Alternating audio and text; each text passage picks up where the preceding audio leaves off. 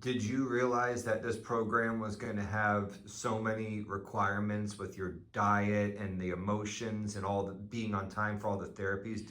Yes, I did, but like my diets, I have been managing my diets way before I came here. As soon as I was diagnosed, I just when I heard that I had breast cancer, I immediately changed my diet.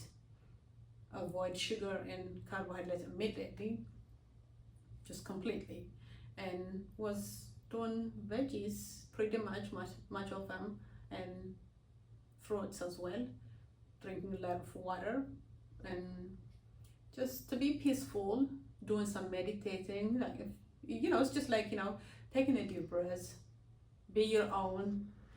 Yeah, and I was expecting that I was gonna continue that, but knowing that I am by myself here, it was a good opportunity. Even though I miss my family, my husband and my kids back in Virginia, but it has been a good opportunity for me by myself, so I can focus on my own instead of focusing on the family as well. So it was a good opportunity for me to be here by myself. I'm happy to hear you say that because a lot of women are concerned to be out of state, in Florida, somewhere away from everyone. And, sometimes their family worries about them being alone, in another state. Yeah, But it seems like, yeah. you understood that that maybe not be a bad thing at all. It's not, especially like if you have family support.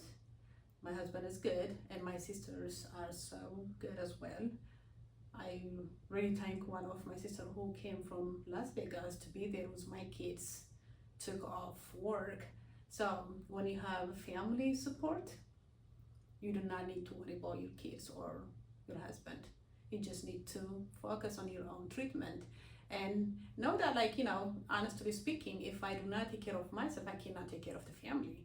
So I have to take care of me first so I can take care of my family as well.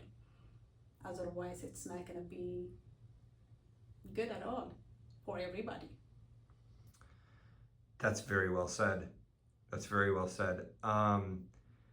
If someone was getting a diagnosis and they go to their oncologist and they're told if you don't do this, you're not going to make it.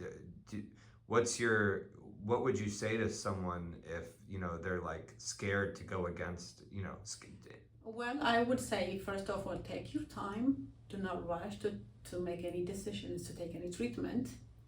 You gotta have, you gotta follow your guts and heart, what is telling you inside of you, not your mind. Our mind and our heart are totally different. Sometimes we just think this is gonna kill me. Cancer is not this. But people hear it, cancer plus this. That's it. When you have cancer, everybody gets just freak out. They say like, I'm gonna die. No. Anyone can die from anything. We're just a walking dead. We are going to die whether we have cancer or not. People are dying from heart attack from nowhere. They've been healthy and you just die out of it. And you can choke while eating or drinking and you can die. Cancer is not a killing.